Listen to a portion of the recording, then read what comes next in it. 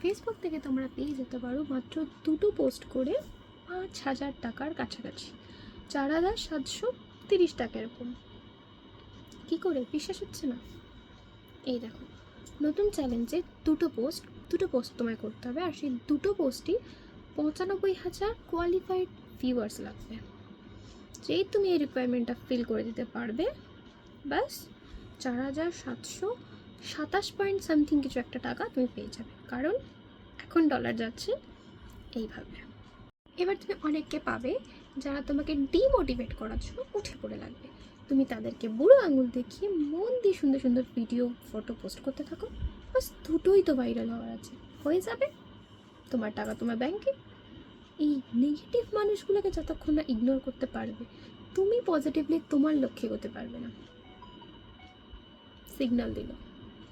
Thank you.